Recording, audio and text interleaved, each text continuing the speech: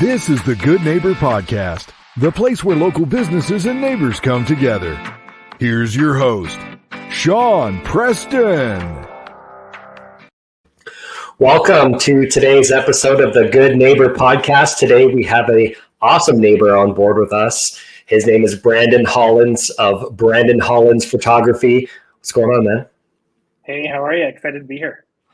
I'm doing pretty good. Happy to have you on board. Took a little peek on your website, and as a branding photographer and for what we do on the branding side of things, I thought this would be a pretty interesting conversation. So super happy to have you on board. As it comes to the weather, I don't know if anybody's ready for this, but the Easter weekend, Mother Nature graced us with some nice sunshine. Everything was good to go. And I heard some people put away their winter gear. Now they have to take it out. Did you get suckered into that too? A little bit, yeah. I've changed my tires over on the weekend, and now I'm like, okay, well, hopefully I don't have to go anywhere, but there's also a possibility it might miss us here in Barrie. So you know what? I'm keeping my fingers crossed. Let's cross those fingers. Yeah. Rock and roll. Well, look, I have a photographer as a partner of mine in the line of work that we do, and she does some headshots, she does some branding, family portraiture, stuff like that. I've done a branding session with her, so I know a little bit about the branding stuff on the photography side and excited to dive into it. But for our listeners who don't know, maybe let's dive right in and tell us a little bit more about your business. Yeah, you bet. So I am a lifestyle branding photographer and a marketing specialist here in Barrie, Ontario. All that means is I really help brands get noticed faster while spending less of their time and energy. I say this to pretty much every client I've ever worked with. You didn't start your business to also become a photographer and also become a marketing specialist. But good news is I did. So let me work with you. Let me help you. Let me save you that time, energy, stress so that you can get noticed by the right people at a much faster speed and enjoy your business. That's phenomenal. I couldn't agree more with that. A lot of businesses come into business. You hear it a lot on the show, actually, because, the next question I will ask you, and everybody gets asked this question, is about your journey. And most people tell us about the journey that they had, that something happened to them in life, and then they were good at it. And they knew that they could offer that to other people. And so they go and they switch over to doing it. But coming on board as a business owner, there's a lot of different hats that you have to wear. And, scaling your business, we're talking about scaling. It's about making sure you can delegate to other people things that you might not understand the most of, educate yourself. And so that it offers more free time, just like you said, to be able to focus and work on the business as well as in the business to make it grow. And not only working in your business, but being able to balance your business with your personal life. A lot of people, myself included, wanted some sort of additional freedom or better flexibility or just more time to spend with the people they actually care about. And the way that I've structured my business and the people that I work with, that's what we really want for you. We want to give you that time back, whether it's working on your business or just like going to the beach for the afternoon. Whatever that looks like for you, we want it for you. And so that's really our main priority. Okay, so let's unpack this a little bit. You've got my intellectual curiosities getting the best of me now, so we're going to dive in. Let's start with the photography side and the lifestyle photography. Let's unpack that a little bit. Yeah, so lifestyle photography is something that I care very deeply about. It's really showing off your skills, your products, your story in the most lifelike way possible. It's all about authenticity, and it's really about sharing exactly where you are, who you are, what you are doing, without a ton of photography tricks. Sure, we're going to style some things. We're going to do some posing.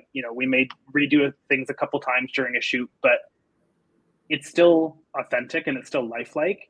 It's not some crazy edited advertisement, which honestly, I think some of them are really cool. I don't have the patience to set them up. They require a lot of detail, a lot of that setup portion. But it also it doesn't really tell a story. it just is eye-catching and grabs your attention, but it doesn't then lead you to the next steps in the buying process. And it doesn't do anything really to build the trust factor, which you know as well as I do is like everything in branding. Totally. So yeah, so my focus is always lifestyle. I want to be as authentic as possible, while still showing you in the best possible light. Totally, man. I mean, that authenticity is what lowers that barrier. I tell people all the time, there's this little facade here. Everybody puts the shield up. The second you walk out of your house, whether you know it or not, you put the shield up. And when you go around and you meet people, it's not until you get into deep, meaningful conversations or somebody can see you for who you are as a human being. That's when people seem to relate the most. That's when trust and influence is built up. And that's what you accomplish in your lifestyle photo shoot sessions. Yeah, absolutely. That's definitely the goal. Beautiful. A lot of people confuse branding. You hear it all the time. Your logo is your icon. Branding is a feeling. Exactly. Yeah. It's the feeling and the memory that people get when they interact with your brand in any capacity, whether you're speaking with them person to person, whether it's online, whether they're seeing it on a billboard on the side of the road. It all has to kind of line up and it all has to give the same feeling no matter what point they're interacting with you. My co-host Jeff is going to be so jealous that I got you versus him. I could just see it already. I can't wait to have a conversation with him and just poke him and say, man, I got to have this conversation with Brandyn Hollands. We got to talk about Brandon for like 45 minutes. He's going to be loves this stuff. Check one for Sean. Yeah. Strike one for me. Check, please. Rock on. Okay, so let's unpack the other section of the business, which is the marketing component to you. So you take the photos. Are you offering anything in addition from a marketing perspective, or what does that look like? Yeah, so definitely. I really value convenience. And the brands that I enjoy the most are the ones who make it very easy to get the whole experience. So I've spent a lot of time over the last year working with local experts who are the best at what they do.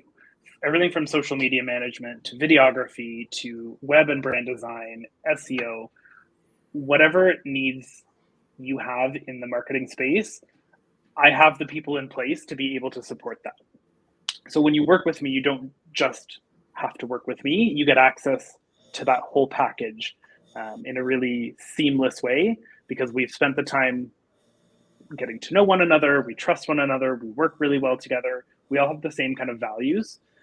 And that really makes it kind of a special experience for our clients that work with multiple of us to really get start to finish, stress-free, seamless help with the least of their time. Because finding people and coordinating different service providers can be really challenging sometimes. It can be a nightmare. So to take on that workload for them gives them, again, more time and more peace of mind that they just get to enjoy what they're doing in their business and what they're doing at home. Okay, so you're associated with, let's call them alliance partners, if that's the appropriate terminology. And so if they've got a specific need outside of the realm of the lifestyle branding from the photography perspective, you're able to refer other businesses that are specialized in those fields, whether they're looking for SEM and Google AdWords or SEO, search engine optimization, to the contact over with the billboard guy, to et cetera, et cetera. Yeah, and not even so much referrals, but really bringing them into the conversation and creating one go-to package that is their point of contact. You know what? You don't need to worry about getting the files from the videographer. I'm going to do that for you and give them to you at the same time as the photos, make it very seamless. I'm going to connect with the social media manager. We're going to talk about the strategy, make sure you're on board with it, and then really talk about how we're going to execute that strategy for you in a way that doesn't take up any of your time. You don't need to be the back and forth between us. You don't need to be the go-between. We're going to do that on our own. Very nice. Got it.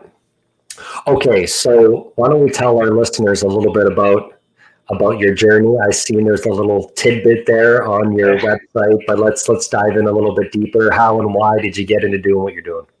For sure, yeah. I've been a photographer for a long time, but always just as a hobbyist, probably 12, 13, 14 years now. And originally was going to be a veterinarian. That's what I went to school for. That was the plan right from grade like 10 or whenever they do career class. And quickly realized in university that wasn't going to be for me. So graduated, got a job in retail just to kind of figure out what I was going to do next, and actually ended up really liking it there. So 10 and a half years later, I had worked through different positions, different areas of the stores, transferred to the berry store, and then was an assistant store manager. And I thought that was going to be my career. I was enjoying it. I was happy. But like many people, the COVID-19 pandemic changed a lot of things. Totally. Yeah, it made it very difficult. We went through multiple different business models in a very short time and just kind of like went into survival mode, I guess. But on top of that, like I'm somebody who's very close with family, very close with friends, enjoy spending time with them. And I wasn't able to do that for such a long time. So it kind of really put into perspective as somebody working in retail who had to work every other weekend, who often worked evenings or very early mornings. I was having to say no to a lot of things that I really wanted to say yes to. You know, to this birthday party, I'd like to be able to go and see those people. Going to my cousin's kids' whatever event, I wanted to be able to do those things and just didn't have that opportunity because it was unsafe at the time. So once things kind of relaxed and we got to the other side of it, I really craved that flexibility and that freedom.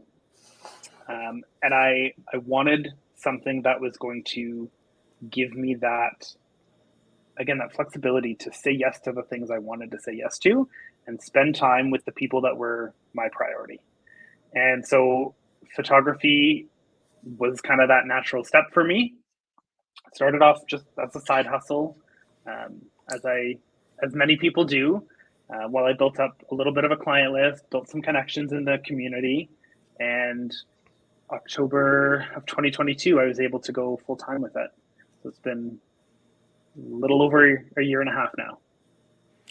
Very cool story. I can totally relate to the experience you had with, telling people no. The pandemic hit, we went through the lockdowns. I came out and just watched everything I built slowly wind down to a halt. Decisions were made outside of the realm of my control. A lot of stuff I didn't agree with.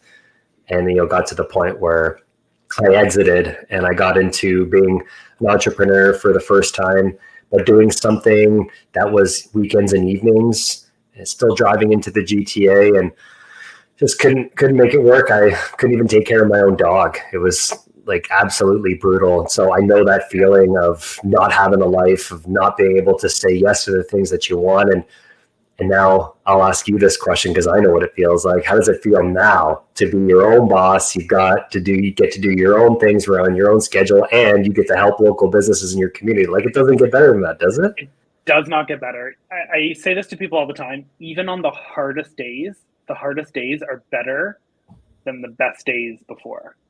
Oh yeah. It's been such a shift, and having the ability to take a friend to a specialist appointment if I need to, or just be there for the things that I want to be there for has been just the absolute best feeling. Wouldn't trade anything. And I would do it all over again, for sure. Couldn't agree with you more. Well, you were talking about all these things that you want to do, so why don't we dive into it? I'm a big fun lover. I like to do a lot of things. I like to have fun.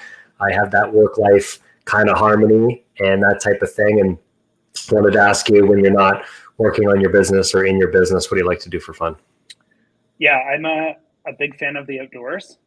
So I try to be outdoors as much as possible when the weather's nice. So hiking, I have a kayak, so I'll go kayaking as much as I can. Even just like hanging out at a bonfire, chatting with friends. Like it doesn't have to be anything, high adrenaline. I'm not an adventure seeker. I'm pretty much a homebody, but I like to be outdoors and I like to be spending that time with people that matter. But I am a big wimp in the cold, and I hate winter, which is unfortunate given where we live. So that I turn into like a bit of a couch potato, and I go to my reality TV addiction. Right. So in the winter, I spend a lot of time watching really trashy TV and, consuming as much as I can of that. Yeah, I'm kind of similar. Like wintertime, I play a little bit more video games. Summertime comes around, I'm definitely out there. Had a nice fire at my family's, at my parents' place. We had my sisters come over and their significant others and stuff like that. We just sat around the fire and like all day in the sun, and we're just spending time together and that kind of thing. It's nothing Perfect. quite beats that, in my opinion. Yeah, that's absolutely perfect. It's like a dream day. So what's your version of trash TV? Oh, it's anything from, Love is Blind, The Ultimatum, Oh yeah. into like, Selling Sunset. And then also like competition shows. So like Survivor, Amazing Race, The Challenge Oh, on yeah. MTV, like anything where there's like drama, that's where you'll find me. Yeah, I was growing up, my family had our Thursday nights, whole family, girls are there though, and it's Survivor night for like 12 Survivor. seasons in a row every Thursday. I know. I have a pool with like a fantasy pool almost with some friends in Toronto. Nice. Last year I did really poorly, so I have to redeem myself this year. Well, I'm rooting for you, bud. Thank you. Okay, so maybe we'll switch gears here a little bit. Sometimes in life we can't control what happens. We get dealt a deck of cards. Life is never linear. There's always, it seems like it's pushing and pulling you in the right direction. You always try to pick your path, but sometimes, or a direction rather, and the path gets kind of laid out in front of you. But what's amazing to me is the resilience that people have to be able to not only overcome those hard, life hardships or challenges, but how they are able to grab silver linings from it. And how we can learn from these as human beings and make us better, regardless of whether it's tragic or not. And so I wanted to ask you if you've ever experienced a hardship or a life challenge that maybe you've overcome and maybe it made you better, made you stronger for it. Yeah, I definitely would say I think everybody's experienced some form of hardship, even if it's just, a momentary thing. For me, I spent, I don't know, the first 30 years of my life really living inauthentically. As a member of the queer community, it was really, I was not accepting of myself. I was not open with myself or with anybody else. And that took a really long time for me to come to terms with. I was almost 30 before I even accepted it myself.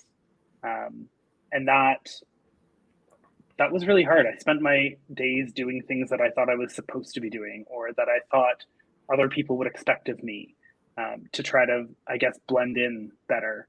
And it sucked. Like it sucked. And so by far the hardest thing I've ever done in my life, even harder than launching a business, was letting people in to know that part of me. And I think that's why now I'm so focused and so like fiercely passionate about authenticity, because I couldn't be authentic for so much of my life. And it's only been the last, 4 or 5 years that I've been able to kind of live in that part of me. And I'm very fortunate. I have the most amazing family, the most amazing friends. Everybody's been like absolutely just the best while I was figuring that part of me out. And I know that's not the experience for everybody in the queer community. And I'm very grateful for that. And I don't take it for granted. But it's also really taught me that like who you are is enough. And living authentically is by far going to be more fulfilling than trying to do what you think you should do or that others want you to do. And so for me to now be able to translate that into the work that I do, really like it excites me. It gets me out of bed in the morning.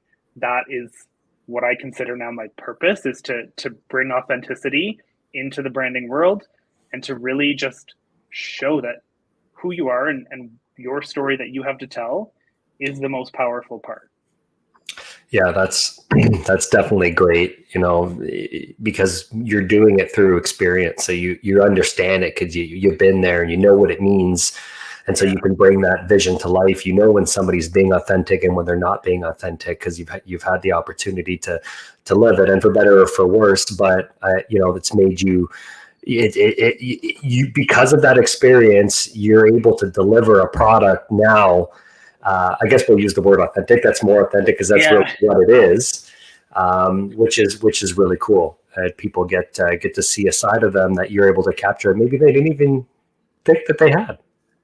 Yeah, and that's the cool part for me. A lot of people have this idea of what they want to present to the world when they're a business owner. Right. And I'm not going to say it's always easy for me, but it's maybe easier for me to now see that and be like, okay, we can do that. Sure. Here's the risk of doing it that way. Here's the risk of hiding this part of you, or not talking about this, or not capturing this in a certain way. I'd rather do this authentically, and here's what's going to happen if we do. So I've been very fortunate to work with clients who just trust me, and they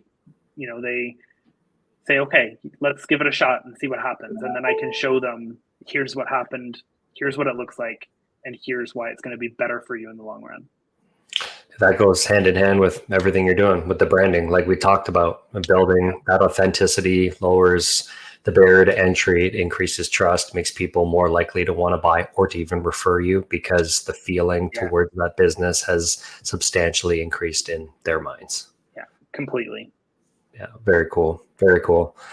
What's one thing that you wish that people knew about your business? I think it's that getting professional content early on in your business is probably one of the best investments you can make. It's very self-serving, I know, but it's true. It's so true, man. I agree 100%. Keep going. It's a really easy way for you to convey your authority and for people to see that you take your business seriously. And when you take your business seriously, it's easier for them to also take it seriously. And so investing in an expert who really understands branding, who really understands the marketing piece of it, and can get you the right content, not just pretty content, that's what's going to get you the best return on that initial investment over the long term. It's going to get you versatile content that you can use over and over for a long period of time. It's going to make it easier, less stressful, all those things we talked about at the beginning, for you to then be able to put your business out into the world confidently in a way that's going to resonate with people so that they actually come back to you and want to buy your stuff. And I think that's what I wish people knew the most, is that it should be top of the list. It should be one of the first things you do so that you can be confident in your business and you can convey that confidence to the world. And that's what they teach in school. And most people who come into business who don't go through that path, they don't know. And they actually put that last on their list. And then they wonder why I 5 years later and I'm not where I want to be. And then people get stuck. They get stuck in that vicious circle of spinning your tires in the mud. Whereas if you just come out the gates, even spend a little bit, doesn't have to be anything outlandish. And obviously it's a difficult thing for business owners. And there'll be some that'll be listening to this show to say, yeah, but Sean, I don't have that disposable income to really spend right now. We'll spend a little something. I just had a financial advisor on earlier in the show today. And she was talking about any sort of savings is a start. Start with $40 a month. Start with something and keep building that. But that's going to give you the traction you need. And look, I mean, it all goes hand in hand with everything else. That's the beautiful thing about branding, right? It goes hand in hand with word of mouth. It goes hand in hand with keeping your own clientele, with keeping your own employees, with helping you sell your business later down the line for more money, helps you acquire the right kind of clients because you're taking your message the way you want to derive it and you're sending it out instead of allowing other people to do that for you, which is a crazy risky move. And the other part of that too is that it's not usually as expensive as you think it's going to be. there's lots of photographers out there, myself included, who would rather have that conversation and potentially work with you to create an option that fits your budget versus just being like, no, this is my price. There's definitely something to be said for, knowing your value and charging appropriately. But I would also rather have a conversation and see if there's an option that we can work out together that works for both of us, to not just send people away thinking that photography is unattainable or that branding help is unattainable. I'd rather work with them to see if we can come up with a solution to get them some help, even if it's not fully what they maybe need, get them started in a way that benefits both of us. Yeah, better than something at all. Yeah, even if it's a trade to start. When I was brand new in business, I traded for a lot of services. Let me come take pictures of you if you help me design my website. If you help me with booking, there's so many options, and people are typically open to have that conversation. If there's really no budget to be had at that moment, you can still get started and get some sort of help. If you're open to things like a trade, or there's payment plans, or there's so many options. Just have the conversation and see what they might be able to work out for you. Yeah, I mean, knowledge is power, right? At least at a minimum, you're going to know about it than not know about it. It can influence you in the right way to be able to make the best decisions for your business. Totally. So if anybody's out there, they're looking to brand their business, you got two guys on here know what they're talking about. And if you're ever interested in getting that lifestyle branding done, you want to know maybe a little bit more information, Brandyn, what's the best way that people can get a hold of you? Yeah, for sure. I would say my website is the best. It's got the most information on it. It's brandynhphoto.com. But just be careful, because my dad decided that my name needed to be spelled uniquely. So it's brandynhphoto.com. Or I'm on social media, Facebook, Instagram, at brandynhphoto as well. Wonderful. Well, super happy to have you on board. Great conversation. Certainly interested in all of that. And we're looking forward to doing this at some point in the future. Thanks so much for having me. It's been a blast. No worries. Anytime. Thank you for listening to the Good Neighbor Podcast Midhurst. To nominate your favorite local businesses to be featured on the show, go to gnpmidhurst.com. That's gnpmidhurst.com, or call 705-413-3775.